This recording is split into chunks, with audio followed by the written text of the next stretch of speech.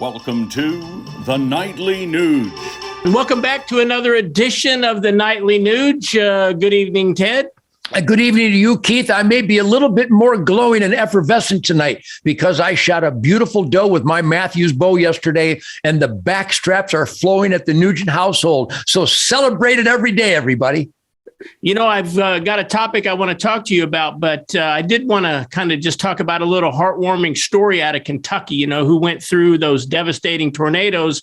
And of course, you'll have a take on this. I mean, so many hunters, so many good people have come to the rescue of those in despair. But I just read where after 9 days, an elderly man who was sitting on the rubble of what once was his house, lamenting the loss of everything he owned, including his little cat. And he heard a little meow from down below. And believe it or not, he rescued, after 9 days, out of the rubble, his cat, which is kind of symbolic of what really good people, our hunting friends and fishing and trapping friends down south have done to help these people out. Pretty cool story, huh? Yeah, it is a great story. And that kind of story happens all the time. I've been monitoring the hurricanes back in 1965 when we were on tour at the Amboy Dukes. And it seems like every year or so, there's some terrible tornadoes and terrible floods here in Texas and Louisiana and over in Mississippi and Arkansas. And, you know, everybody should note that when they show the newscasts reviewing the tragedy, the levels of water going over and breaching the devastation in Tornado Alley, you notice there's always some pickup trucks, and there's always guys pulling bass boats, and there's always guys in lifted trucks going through the high water, and there's always people in Ducks Unlimited gear and National Rifle Association gear and camouflage, a lot of mossy oak saviors out there.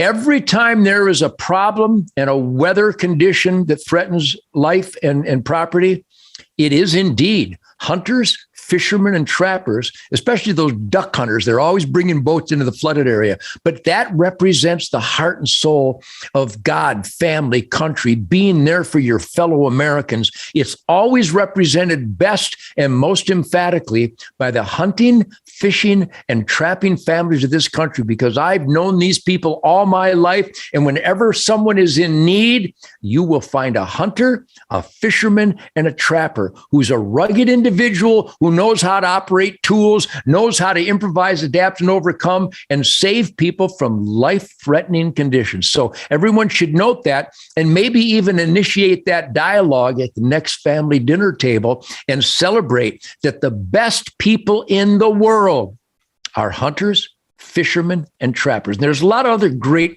best people in the world, but man to man, woman to woman, family for family, it is the outdoorsman community that is better equipped, better prepared, better experienced, and just better overall, that are willing to help their fellow man.